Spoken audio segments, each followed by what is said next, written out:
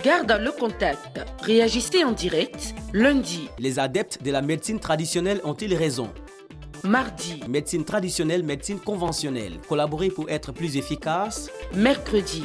Est-il bon de raconter son passé à son conjoint? Deuxième partie. On garde le contact à Speechline 22 40 12 54. On garde le contact. Merci d'être là. Vous êtes sur RTI2, vous êtes sur On garde le contact. Madame, Messieurs, il s'agit d'interactivité entre vous et nous via le téléphone 22 40 12 54 et aussi via les réseaux sociaux, surtout notre page officielle facebook.com/on garde le contact. Le sujet du jour, vous le connaissez déjà. Est-il bon de raconter son passé à son conjoint? La semaine dernière, la discussion était chaude ici. Beaucoup de passion autour de cette question-là. Les femmes, généralement, retiennent qu'il ne faut pas du tout raconter son passé à son conjoint. À défaut, il faut le faire à petite dose. Les hommes, pour une partie, souhaiteraient qu'il ne faut rien cacher, il faut absolument savoir avec qui l'on vit. Et au rang de ces hommes-là, nous avons un qui est vraiment célèbre, qui se nomme Guy Defer, qui est avec nous. Guy Defer, bonjour. Bonjour, mon cher. Alors vous, après l'émission sur Internet, vous avez posté la phrase suivante: dans la vie, même dans la vie active, on vous demande votre CV avant de venir travailler. Et c'est votre passé qu'on vous demande comme ça. Donc même votre directeur de la télévision, avant d'entrer ici, on lui a demandé: tu as fait quoi avant? Son CV est là. Oui, on a demandé son CV. Tu es prêt à me prendre un voleur pour venir avec toi? C'est pour ça qu'on demande. Même le président de la République, le candidat, on dit: tu es quitté où? Ton CV. Et bien sûr, une maison là, c'est comme un pays, c'est comme une constitution, il y a ses lois, il y a ses règles.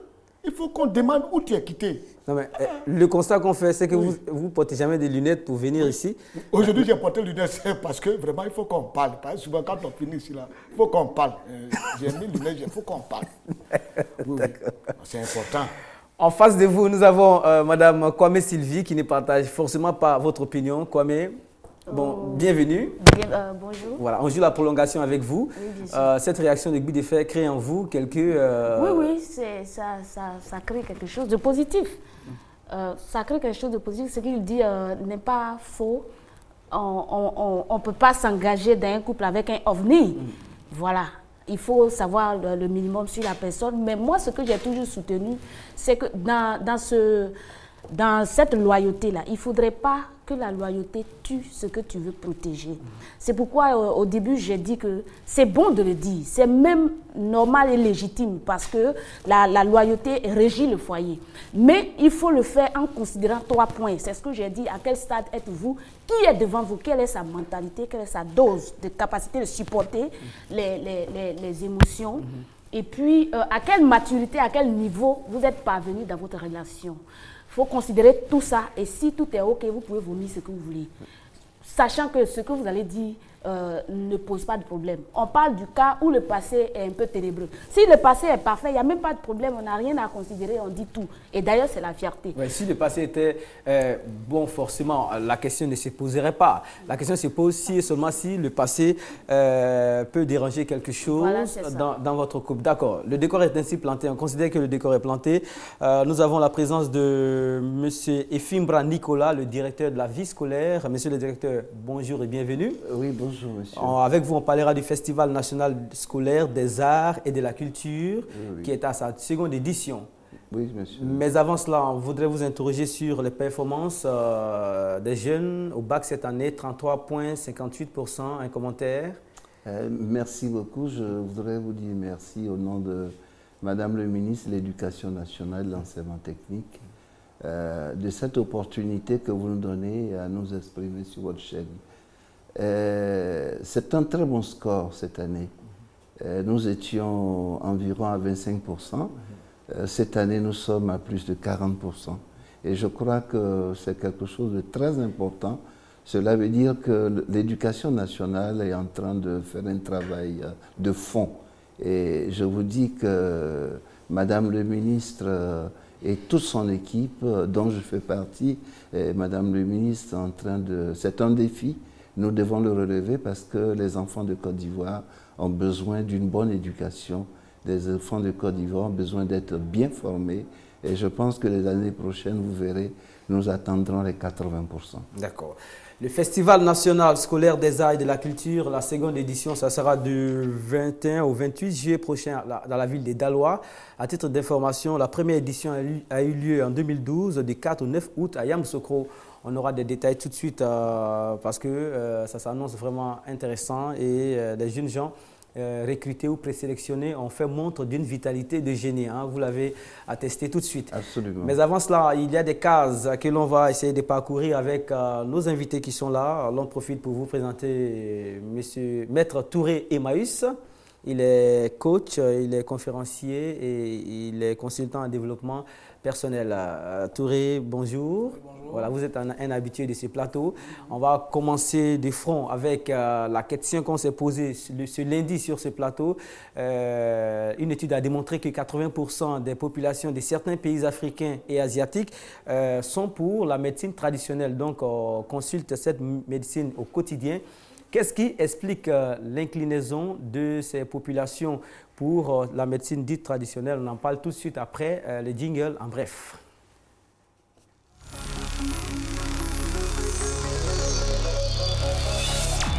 Voilà, Bidefé, on a interrogé des personnes en ville qui ont donné leur opinion sur la question. La médecine traditionnelle est en train de faire une performance dans les populations parce que cette médecine est de plus en plus consultée.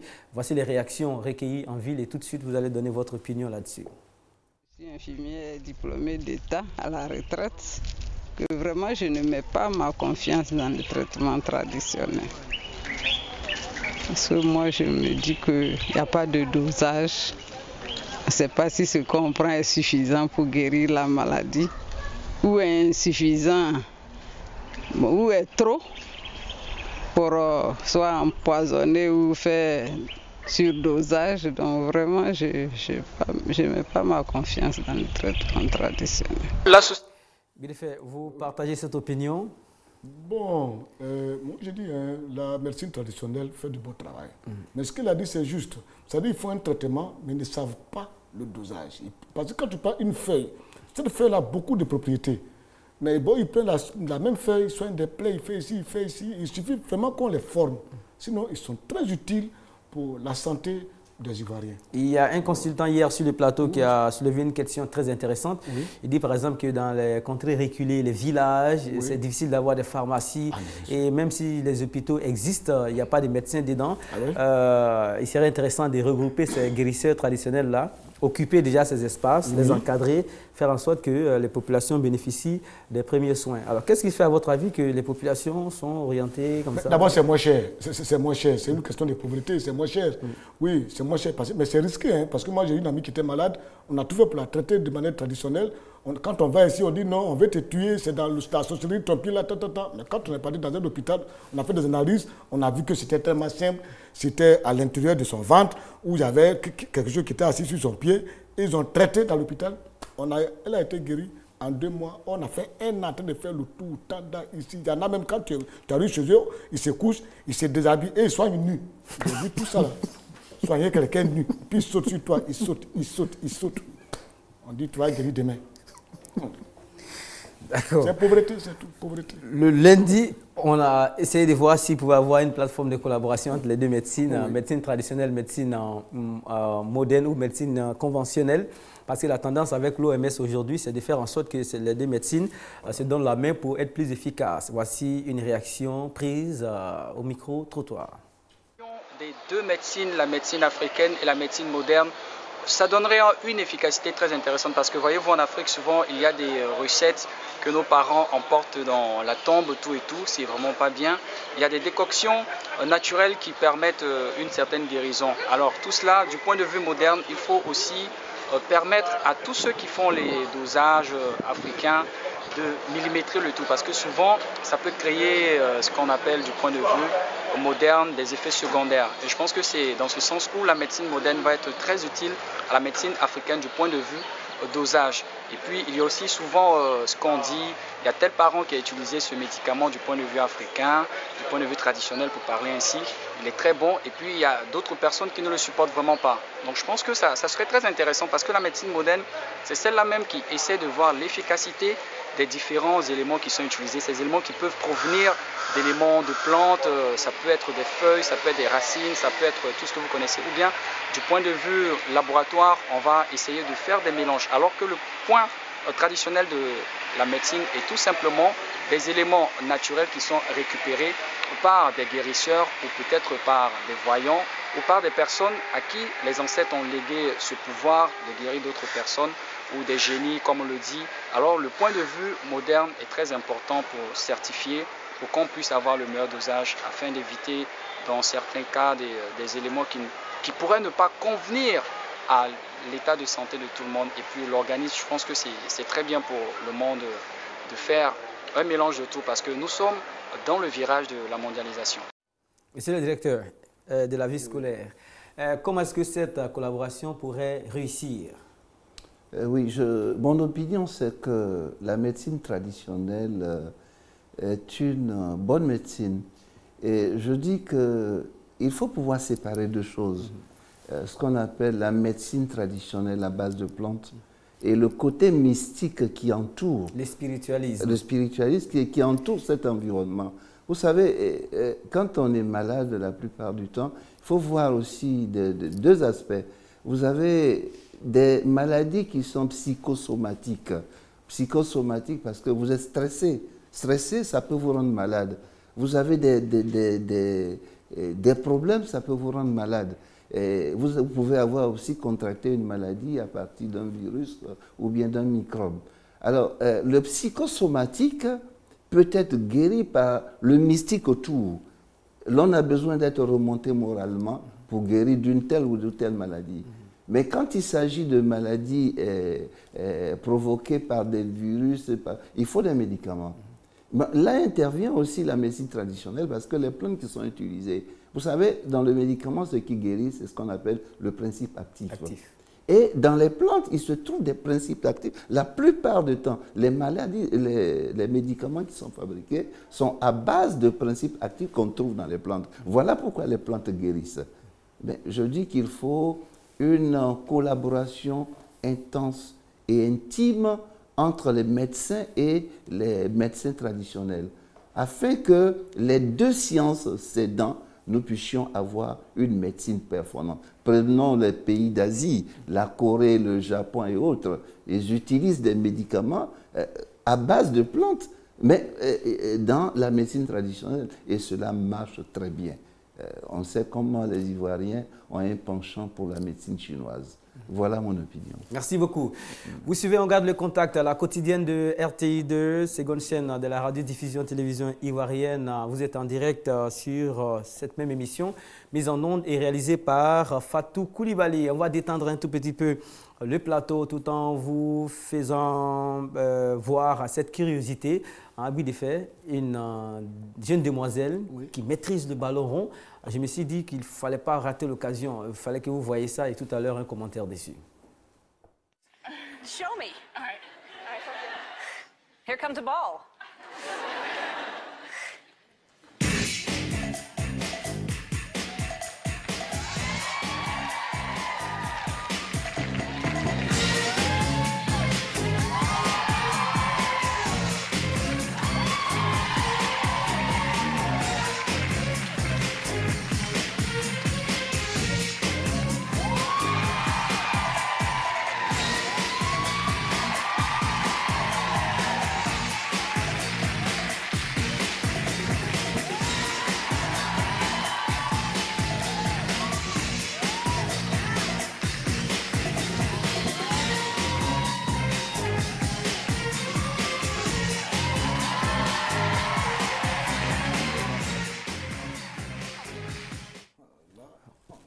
Une prouesse. Maïs Touré, réaction. Mais franchement, c'est extraordinaire. Je pense que c'est une artiste. Voilà. D'accord. Et nous parlerons de vie scolaire tout de suite. Je pense que vous recherchez aussi des talents comme ça. Absolument, parce que l'une des missions de la vie scolaire, c'est de faire la promotion du sport en milieu scolaire. Et nous collaborons à l'organisation des jeux universitaires et scolaires. Et pendant ces jeux, nous faisons de la détection de talents et nous voulons avoir des talents comme ça pour notre pays. D'accord. Tout de suite, on va rentrer dans le vif du sujet avec les invités qui sont avec nous. Emmaüs Touré nous parlera aujourd'hui d'un sujet de développement personnel qui certainement va nous outiller dans le bon sens, et aussi le directeur de la vie scolaire, M. Efimbra Nicolas, qui a déjà commencé à nous convaincre concernant la collaboration entre les deux médecines, médecine traditionnelle et médecine conventionnelle, nous donnera des informations concernant la deuxième édition du Festival national scolaire des arts et de la culture. Mais en attendant, Transcendance, le premier numéro, la première émission a été diffusée le 6 juillet dernier. La seconde émission se prépare activement. Ça sera certainement le 25 juillet prochain du côté de l'espace Yelams en zone 4. On vous permet de revivre quelques temps forts de cette première diffusion de l'émission Transcendance, l'émission qui permet à l'élite de s'exprimer.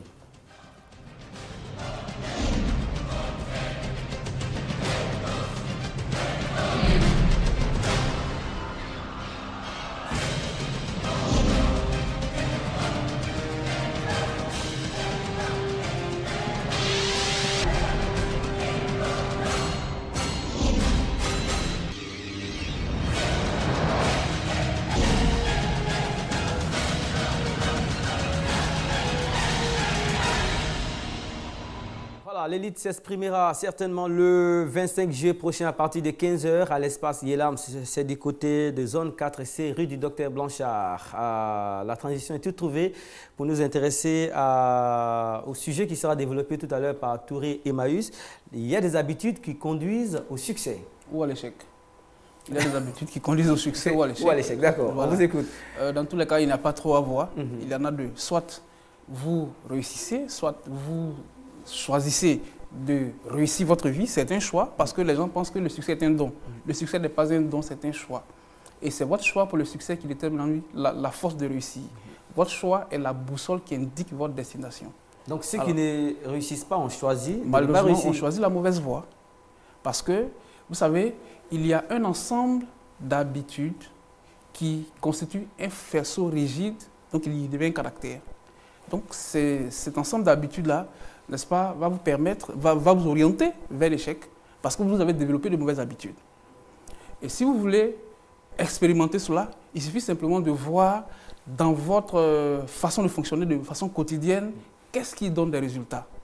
Alors, identifiez simplement ce qui donne des résultats, et puis vous identifiez de l'autre côté ce qui vous conduit à l'échec. Donc, vous pouvez, modéliser donc, les meilleurs, ça va être plus facile pour vous, parce que ceux qui réussissent ou ceux qui ont réussi leur vie, n'est-ce pas, ont su fédérer les forces qui leur ont permis de réussir leur vie. Donc, développer de bonnes habitudes, n'est-ce pas, de bonnes pensées, de bonnes émotions, aller vers des gens qui vous motivent, qui vous encouragent, qui vous galvanisent, pas aller vers des gens qui vous découragent ou qui passent leur temps à exposer leurs problèmes, à se plaindre. C'est cela que nous appelons les personnages toxiques. Qui vont, n'est-ce pas, vous contaminer, parce que, j'en parle souvent, la richesse est contagieuse, la pauvreté est contagieuse, le succès est contagieux, l'échec aussi est contagieux. Si vous marchez avec des gens qui ne passent leur temps qu'à épouser de mauvaises habitudes, donc des partisans du moindre effort, naturellement, vous allez échouer dans la vie. Voilà. Et donc, il faut apprendre à développer de bonnes habitudes et savoir que la réussite se fait, avec de bonnes stratégies. La réussite ne s'atteint pas avec des recettes d'un jour. Elle se construit peu à peu sur des principes justes et immuables. Donc, il y a des schémas de pensée, des traits de caractère, comme j'ai dit tantôt, qui vous orientent vers le succès. Il y a également des traits de caractère négatifs, ce qu'on appelle en développement personnel des schémas internes ou des croyances limitantes qui donc développent le manque de confiance en soi, le manque d'estime de soi. Et donc, ces choses-là, naturellement, vont vous orienter vers l'échec. Il est vrai qu'on n'a jamais réussi des grands en s'appuyant sur ses défauts ou en s'appuyant sur ses regrets. Malheureusement, 80% des gens échouent parce qu'ils s'appuient sur les défauts. Ils se concentrent sur ce qu'ils ne veulent pas et se disent pourquoi ça ne cesse de leur arriver. Et ils veulent obtenir ce qu'ils veulent. Sur la base de ce qu'ils ne veulent pas. Sur la base de ce qu'ils ne veulent pas. Donc, je veux dire... Alors, je prends un cas très simple. J'ai peur d'échouer. je ne veux pas échouer, naturellement vous allez échouer. Parce qu'à force d'avoir peur, vous créez les conditions pour échouer. Je pense que la bonne méthode, c'est simplement de dire je suis le meilleur, j'ai la capacité, j'ai la possibilité, j'ai le potentiel de réussir. Et puis, comme nous préparons une nouvelle année, peut-être je voulais profiter à travers votre antenne pour lancer un message aux parents et aux enseignants qui quelquefois démotivent les élèves. Je pense que ce n'est pas une bonne habitude. Il ne faut jamais, quel que soit les résultats de l'enfant, il faut trouver les mots justes, la bonne formule pour lui communiquer cela. En fait, on peut échouer simplement parce qu'on n'a pas été mis en confiance. On peut simplement échouer parce qu'on n'a pas eu, n'est-ce pas, la psychothérapie qu'il fallait pour réussir dans la vie. Donc il faut faire attention à ce que nous disons à nos enfants à la maison. Il faut faire attention à ce que nous disons nous-mêmes. Vous savez, l'image de soi, c'est un autre soi-même. Donc si vous avez l'habitude, j'en parlais sur ce plateau déjà, si vous avez l'habitude de vous bénir, donc de vous dire que vous êtes le meilleur dans votre domaine, naturellement, vous serez le meilleur. Mais c'est un processus. Et heureusement, le directeur est avec nous. Vous acquiescez, monsieur Fimra Nicolas. Oui, absolument, absolument, que la réussite vient du choix, du bon choix. Et puis, connaissant ses aptitudes. Parce que si vous faites le choix de devenir un très bon mathématicien, alors qu'à ce niveau, vous n'avez pas les aptitudes, ce serait un peu difficile. Mais je crois que les aptitudes vous permettront de faire le meilleur choix possible. Et c'est ce choix-là qui, véritablement, vous permettra de réussir. Et je suis d'accord avec monsieur quand il dit qu'il faut être positif. Parce que quand on est négatif, on pense qu'on va échouer, on échoue vraiment. Alors que quand on dit qu'on ne peut, qu'on est meilleur, on devient meilleur. Et c'est pour cela qu'il est important que nous, les enseignants, nous puissions communiquer avec nos enfants. Un enseignant, après son cours, doit pouvoir s'arrêter 2 ou 3 minutes et puis communiquer avec les enfants et pouvoir leur donner cet aspect positif-là afin que les enfants puissent réussir. Bideffer, vous décriviez déjà ces situations-là dans l'un de vos sketchs qu'on a déjà diffusé ici. Oui. Vous aviez en face de vous votre propre enfant qui était dans le rôle de l'apprenant et vous dites qu'on ne vous apprend pas ce qu'il faut. Oui. Mais ce qu'ils sont en train de dire, c'est vrai, hein, un enfant, c'est-à-dire, il faut éviter toujours, il y a des parents qui aiment insulter les enfants. Tu es vaurien, tu es nul, tu ne seras rien. Eh bien, l'enfant ne sera rien. Parce que chaque fois, il faut dégager des vibrations positives sur l'enfant. Et puis, ça ira. Bon. Madame Kwame Sylvie, vous serez la dernière à intervenir sur le sujet développé par Touré Emmaüs, qui est coach et consultant en développement personnel. Quelque chose à ajouter ou à retrancher de ça? Non, il n'y a rien à retrancher. Il y a plutôt des choses à ajouter. Dans le sens, ce qu'il dit est tellement... C'est plus qu'important, c'est vital. C'est un principe fort qui régit toute notre vie. Et la Bible l'englobe pour dire, il te sera fait selon ta foi. C'est-à-dire que ce en quoi tu focalises ta pensée prédominante, si c'est l'échec qui va arriver. Dieu ne fait pas de favoritisme. Il n'existe pas un sorcier plus fort que ça pour vous renverser et changer les choses. Ce sur quoi vous focalisez, vous concentrez votre pensée. Si c'est l'échec que la vie va vous offrir.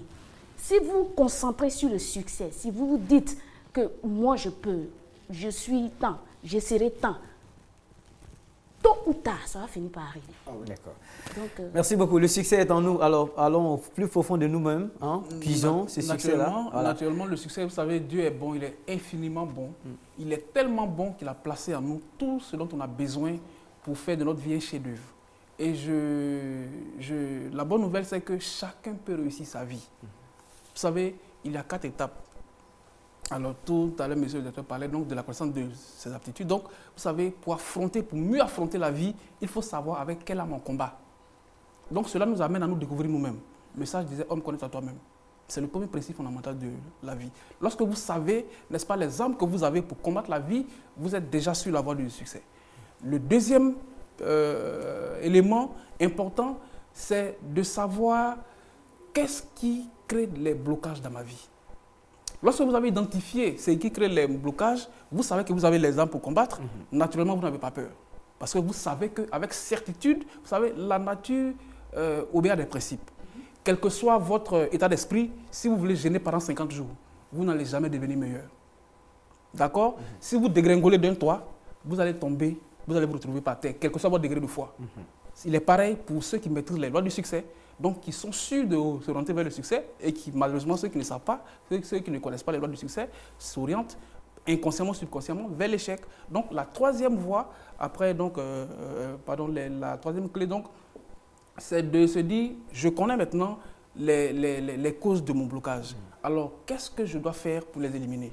Donc, les éliminer, cela va faire donc appel aux pensées positives, aux bonnes émotions, les émotions dynamisantes ou galvanisantes, donc l'amour qui est donc la plus grande de toutes ces émotions-là, éviter de critiquer les autres, éviter de passer son temps à se plaindre, etc. etc. Et puis, enfin, la quatrième étape, comment je peux maintenant élaborer des stratégies pour atteindre mon objectif. Docteur Touré, il a toujours des solutions en 4 étapes. Ah, c'est choisi à dessein et nos téléspectateurs sont les plus heureux et on profite pour les saluer. Ils sont à travers tous les pays d'Afrique. Hein. Toutes les capitales sont connectées ici dès que ce magazine s'ouvre. On salue également la réalisatrice et toute l'équipe qui travaille avec elle.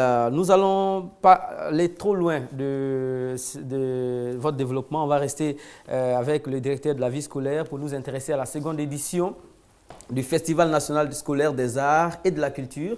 La première édition a eu lieu, on l'a dit tantôt, hein, du 1er au 4 août, du 4 au 9 août 2012 à Yamoussoukro. Et cette année, c'est Daloa qui a été choisi. Les raisons qui ont poussé à prendre Daloa comme site? Bien, merci. Il n'y a pas de raison particulière. Le festival, nous le voulons tournant dans toutes les villes de Côte d'Ivoire.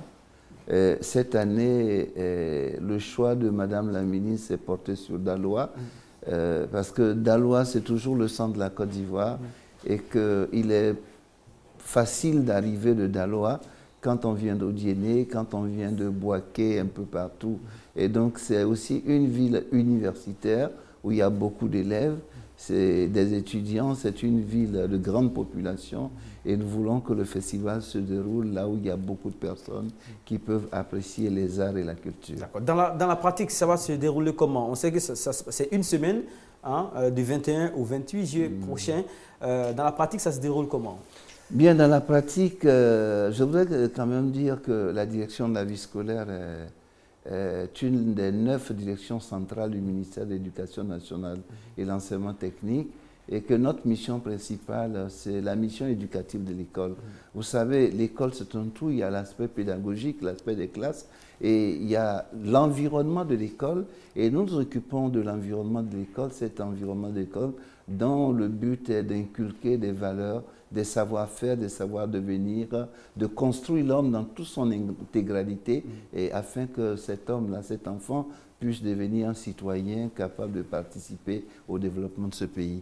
Et c'est dans ce cadre-là que nous organisons le festival, parce que le festival fait partie, comme je l'ai dit, de l'une de nos missions, qui est de faire la promotion des arts et cultures en milieu scolaire, et de détecter des talents afin de les mettre à la disposition des structures qui peuvent les aider à devenir des artistes un jour. Le docteur disait tout à l'heure qu'il y a ce premier aspect de se connaître soi-même. Et donc nous rentrons dans ce premier aspect de détecter des talents, permettre à ces jeunes gens qui ont des aptitudes en art, en sport et en culture de pouvoir se connaître et choisir le bon chemin.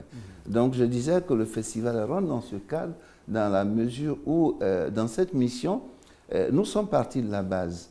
Nous sommes partis de la base déjà des écoles primaires et puis des collèges. Nous avons fait des sélections dans les 9 disciplines du festival. Et ça, c'est le premier niveau de sélection. Le deuxième niveau de sélection, ça a été au niveau des régions. Donc, il y a eu un festival régional dans les 35 régions que compte le ministère de l'Éducation nationale. Ensuite, les meilleurs des régions se sont affrontés donc de façon pacifique dans une compétition de districts, de 14 districts.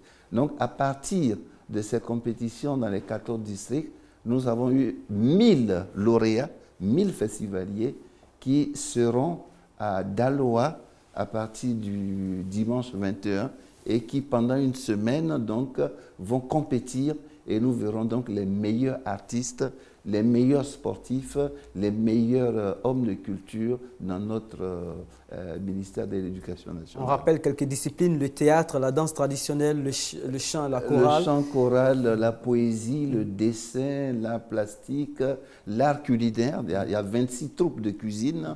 Il y a aussi la photographie, il y a le cinéma. Donc, il y a aussi le sport. Donc, ces jeunes gens, dans ces différentes disciplines, vont s'affronter. Nous aurons du lundi. Le lundi matin, ce sera l'ouverture. Nous avons demandé à tous ces 1000 enfants de venir dans des tenues traditionnelles du terroir, de chaque terroir de Côte d'Ivoire, puisque ces enfants émanent de toutes les villes de Côte d'Ivoire. Ils viendront donc dans des tenues traditionnelles, avec bien sûr des tam-tams, des grelots, et nous faisons un mini-festival à l'ouverture. Bien sûr suivi de tout ce que vous savez, des discours conventionnels et tout ça. Et puis, du lundi au jeudi, nous aurons une phase éliminatoire. Et à l'issue de cette phase éliminatoire, nous allons retenir par niveau, c'est-à-dire le niveau primaire, 2 en théâtre, 2 en chant, 2 en ainsi de suite. Ensuite, au niveau secondaire, nous retiendrons aussi 2, 2, 2. Au niveau culinaire, nous allons retenir 8, 3 au primaire, et 6 équipes au secondaire. Et puis le samedi, donc, ces équipes-là retenues comme lauréates vont s'affronter en une finale et nous aurons le meilleur de Côte d'Ivoire.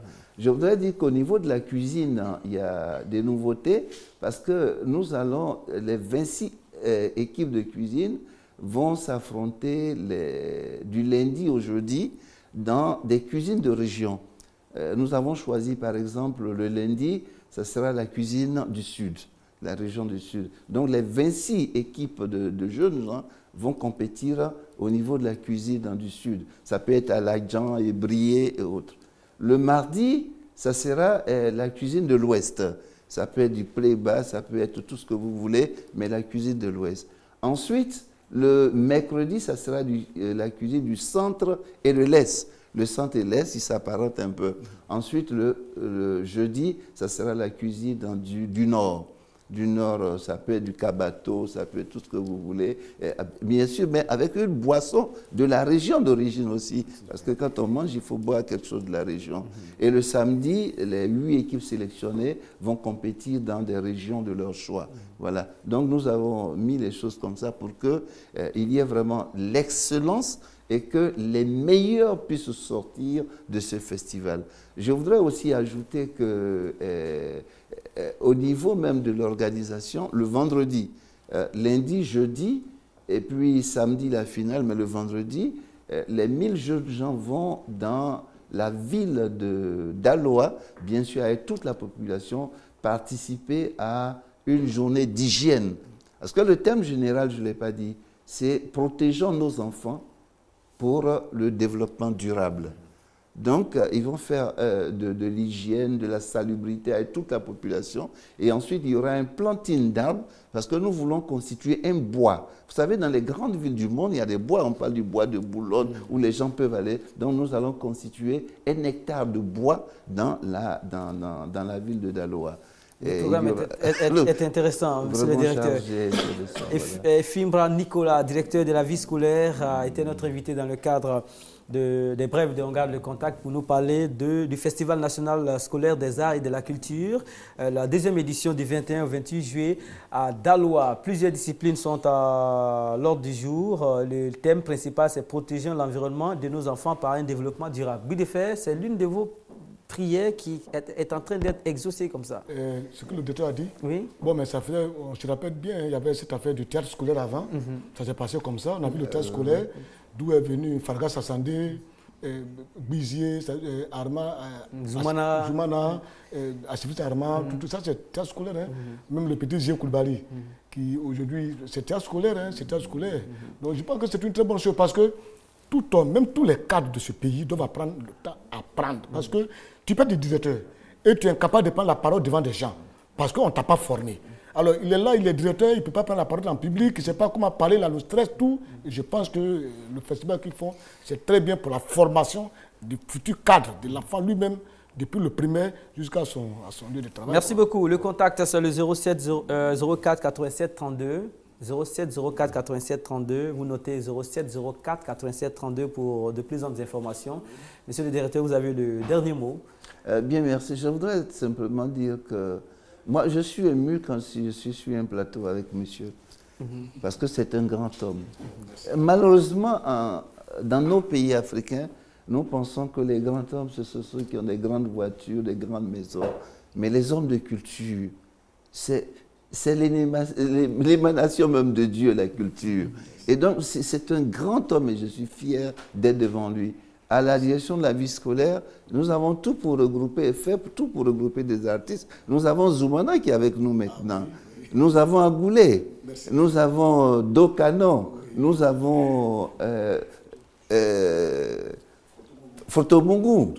Et je pense que si on a des moyens, nous allons appeler M. Bidefer pour venir avec nous parce que les enfants de ce pays ont besoin d'une formation humaine. On a besoin de former nos cœurs. Moi, je dis que quelqu'un qui sait lire de la musique, faire de la musique, ne peut pas faire du mal à quelqu'un. Merci beaucoup, monsieur le directeur. Je les remercie parce que dans les livres scolaires, le livre de CM1, mon nom est dedans. Ah oui, ça m'a plu de prendre une nouvelle de CM1, puis je vois dans M. Boudefait dire, oh mon Dieu, merci. Oh mon Dieu, merci. On se revoit tout de suite. N'oubliez surtout pas le Festival national scolaire des arts et de la culture du 21 au 28 juillet.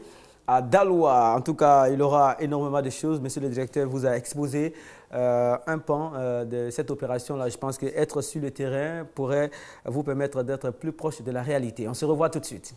Merci. Le face-à-face va certainement commencer tout de suite. Les journalistes aiment écrire, rectifier, réécrire. Si vous plaignez de moi, ça veut dire que vous plaignez du Seigneur qui m'a amené. Lewis Parker qui est à la fois animateur et certainement en ligne avec nous. Claire, bonjour. Les gens sont sur Mars et Jupiter, ils ne savent même pas quel est le nom de leur grand. On peut même dire ici en Côte d'Ivoire, même on ne révèle pas tout.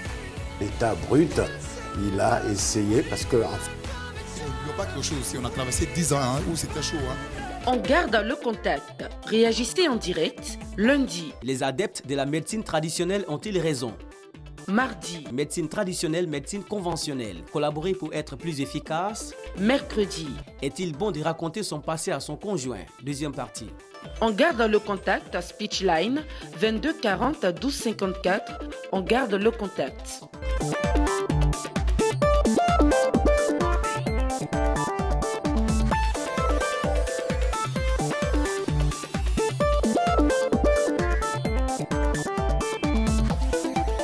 Il est normal d'expliquer son passé à son conjoint. Pourquoi? Parce que l'homme et vous partagez déjà des choses vraiment sincères. Donc c'est normal d'expliquer son passé à son conjoint. Mais si tu n'expliques pas que le passé, on dit que le passé nous rattrape. Donc si tu n'expliques pas ton passé à ton conjoint, on ne sait jamais dans la vie. Donc voilà pourquoi c'est normal d'expliquer son passé à son conjoint. Je pense que c'est l'avenir. Donc je ne pense pas que ce soit tellement utile, quoi. Bon, au fil du temps, il va découvrir certaines choses, mais on peut lui dire certaines choses, mais bon, pas au début comme ça, quoi. Quand il y a la confiance, bon voilà, c'est possible, sinon on peut s'en passer. C'est possible quand tu aimes quelqu'un et que tu veux vraiment rester avec cette personne, c'est nécessaire de tout avouer, quoi. Le passé reste le passé. Hein. Ça dépend en fait de l'homme avec qui tu vis. Si c'est un homme qui est très jaloux, vraiment, ce sera très difficile. Parce que s'il n'a pas apprécié les choses que tu as faites dans ton passé, voilà, il peut te laisser tomber. Voilà, 22 42 54 avis à toutes les capitales d'Afrique et aussi à tous ceux qui nous suivent. Vous pouvez nous interrompre à chaque instant et réagir. Clarisse Morrison, elle nous a rejoint. Clarisse, bonjour, bienvenue. Bonjour Mohamed. Vous faites partie du trio Aoulaba Côte d'Ivoire en 2013, c'est ça? Oui, c'est ça. Voilà, votre opinion sur le sujet. On va profiter pour prendre l'opinion en même temps de Clarisse. Ben, je pense qu'il est important de parler de son passé à son conjoint. Voilà, parce que tout d'abord, avant de parler de son passé, il faut d'abord connaître la mentalité de l'homme qui est en face de toi. Voilà, de savoir quel genre d'homme il est, si la mentalité européenne, voilà, si il a cette mentalité. C'est quoi mentalité européenne? Bon, je vais dire, en fait, voilà, voilà, parce que on en Afrique, hein, on en Afrique, voilà, il y a des hommes qui peuvent accepter que par exemple leur conjointe ait peut-être des relations, en tout cas ait vraiment une mauvaise vie, une vie pas catholique avant, voilà, ils peuvent accepter ça. Par contre, s'il a une mentalité africaine, je pense que c'est pas vraiment... Bill est en train de faire le distinguo entre les deux mentalités. Oui. Mentalité européenne, c'est quoi? C'est quelqu'un qui accepte tout. On dit c'est un blanc, il accepte que ma femme était avec mon papa, ma femme était à mon... Ils acceptent tout. Et ça, on appelle blanc. Mais quand le noir lui dit ça, il n'aime pas, on dit non, il réfléchit africain. Comme on a évolué, on doit accepter tout. D'accord. En attendant, on va à Makori trouver Cheikh. Monsieur Cheikh, bonjour. Bonjour, monsieur Mohamed. Merci d'être avec nous. Je vous en prie. Est-il bon, à votre avis, de raconter son passé avec celui ou avec celle qu'on vit, par exemple, voilà? Oui, il est même plus nécessaire de raconter son passé à sa conjointe ou à son conjoint. Parce que pour nous, le passé, c'est comme un champ de labour. Vous allez labourer votre champ, c'est sûr, c'est-à-dire que si vous plantez quelque chose, les fruits, vous allez les récolter dans le futur. Si vous ne racontez pas votre passé à votre conjoint, un jour ou l'autre, votre passé va vous rattraper. Et ça pourrait être dangereux. Et très dangereux même. D'accord, merci beaucoup. Bien noté. Madame Kwame, alors vous êtes pour qu'on raconte, mais à petite dose, oui, comme Clarisse l'a dit. Oui, avec sagesse et prudence. Et pourquoi? C'est une tendance, c'est une position adoptée par les femmes. Je veux dire, généralement, les femmes souhaiteraient qu'on dise, mais pas tout d'un coup. Les hommes souhaiteraient qu'on déballe tout de suite. Oh, ils disent qu'on déballe tout comme si on se connaît. Bon, c'est pas faux, mais moi je dis, le but même du thème, c'est quoi? C'est pour préserver notre relation, non? Maintenant, si vous devez dire quelque chose pour perdre l'individu que vous aimez, finalement, vous avez fait quoi? C'est pourquoi moi, je propose que tu étudies celui qui est en face de toi. Blanc ou noir, bon, moi, je ne suis pas dans ces détails-là, parce qu'un blanc peut être jaloux, un blanc peut être compliqué, un noir peut être simple, sans façon.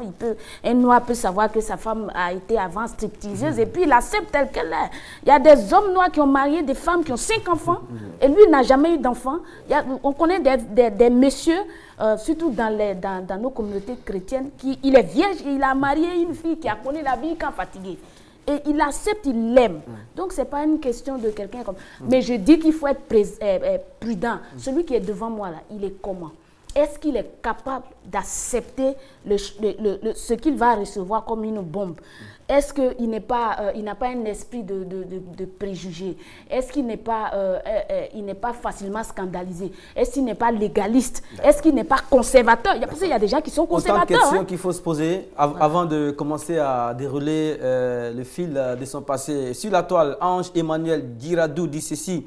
Selon moi, raconter son passé à son conjoint ou à sa conjointe, c'est se confier à l'homme ou à la femme avec qui on veut peut-être faire sa vie. Et si l'être à qui on a raconté son passé vous aime réellement, il ou elle comprendra. Deuxième réaction, John Koulibaly. John Koulibaly, nous citons son texte. D'accord, on vous livre son texte.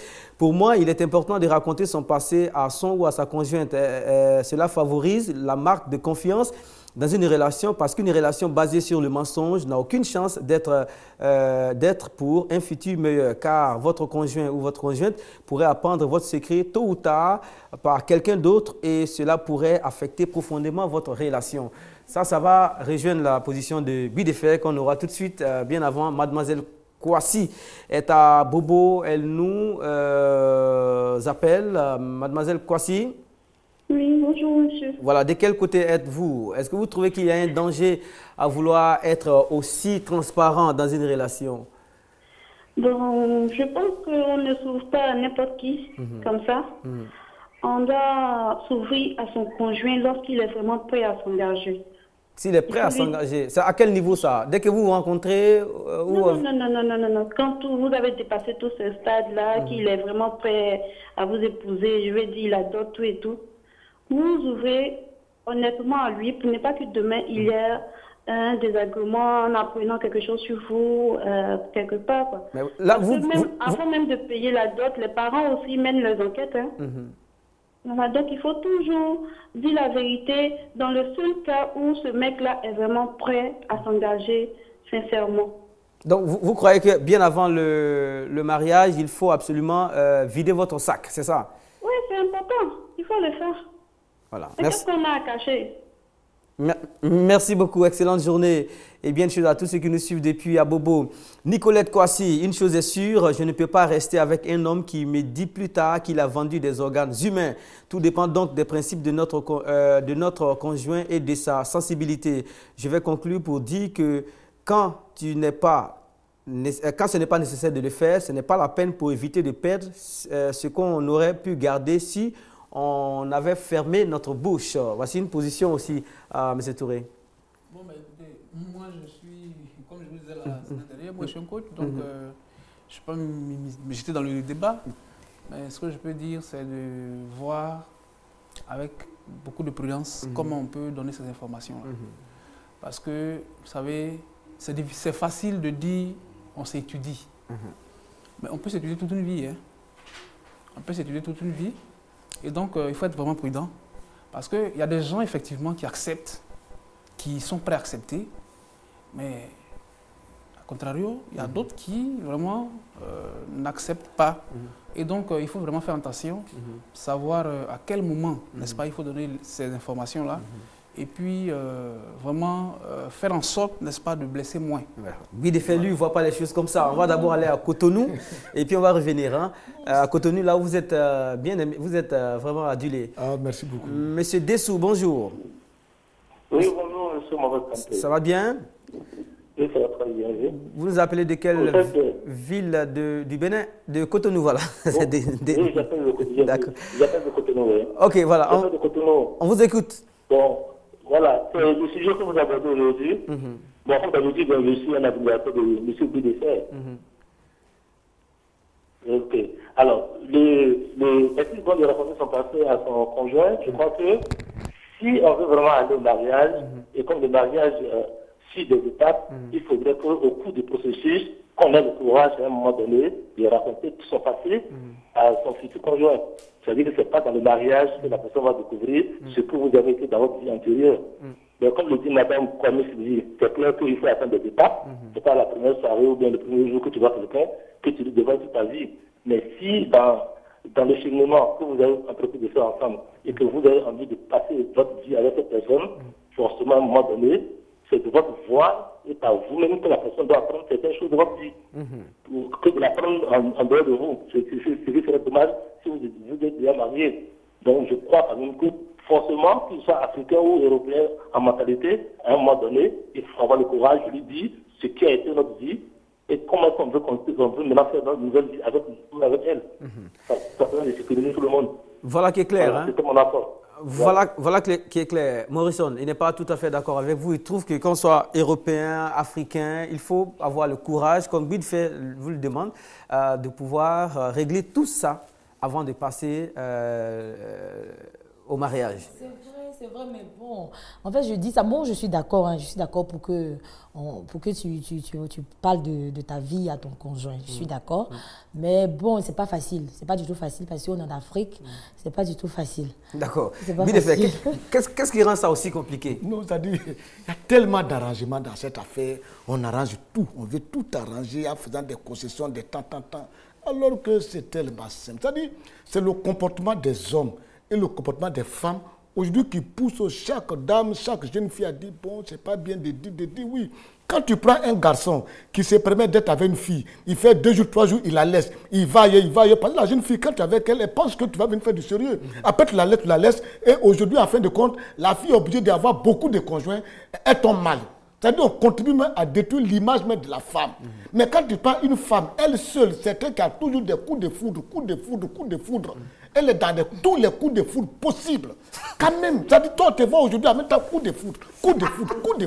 Ça fait que toi aussi, ton passé est devenu noir. Sinon, il y a quel problème de dire à quelqu'un, voilà ce que j'ai été. La vie est tellement simple. Moi, je le dis. Je le dis à tout. Et puis, où je suis là, je n'ai pas peur parce que moi, depuis mon jeune âge, j'avais peur d'avoir des enfants, des mères différentes pour éviter d'avoir la sorcellerie dans ma maison. Et Dieu m'a écouté et j'ai évolué comme ça. Tous mes enfants ont la même masse, je vous dis la vérité. Mais c'est parce que je me suis dit quoi? De pas avec une femme, et puis demain je vais la faire souffrir, parce qu'elle aura encore le temps, l'occasion d'élever les enfants des autres. Ça, vous voyez, pas là. Mais tout homme doit mettre dans son comportement, il doit réfléchir pour demain. Et non pas aujourd'hui dire que oui, c'est mon corps, je fais déjà ce que je veux. Tu sais fabriquer un corps? Ah non, ou alors c'est ma jeunesse, j'ai fait ma jeunesse. Et maintenant, quand elle a 60 ans, 50 ans, elle dit à Dieu, Seigneur, trouve-moi mon mari. Parce que le Seigneur, il est bête pour que quand tu as fini de finir avec tous les maris de tes camarades, lui maintenant va venir trouver pour toi. Ah non, non, non. Il y a un plan pour tout. Il faut savoir déjà, dès ton jeune âge, il n'a pas un âge pour être responsable. Après ton jeune âge, tu dois être responsable. Savoir ce que tu fais, demain je vais me marier, avec qui je vais me marier. C'est ça. Merci si tu as beaucoup. vu ton passé noir, c'est pas la peine de venir aux gens. Merci beaucoup. C'est pas maintenant, on va parler de ça. Il faut attendre après. Attends après quoi?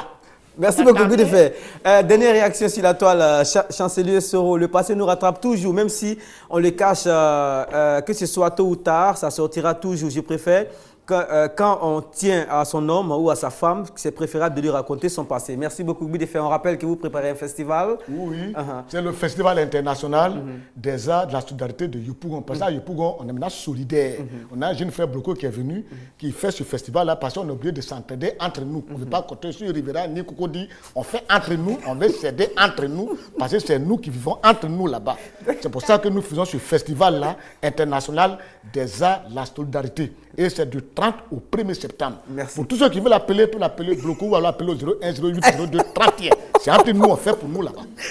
Ah, Good Effet, on ne veut pas quelqu'un, on est entre nous là-bas. Merci beaucoup. Merci Clarisse Morrison. On rappelle que vous étiez du trio, du trio à Ouloba 2013. Oui, Madame Kwame, agent de communication. Touré et Maïs, coach, consultant en développement personnel. Notre signature, vous la connaissez. Dans la vie, si la route vous manque, tracez-la vous-même. Dans la vie, si vous avez tout et que c'est la route qui vous manque, n'attendez personne, tracez-la vous-même. Émission réalisée par Fatou Koulibaly. Demain, Eva Mani sera avec vous. On se retrouve certainement le lundi pour d'autres sujets parlant d'Afrique et son développement. Au revoir. Ton but, ne pas écouter les ragots. Aller toujours plus haut, gagner son pain.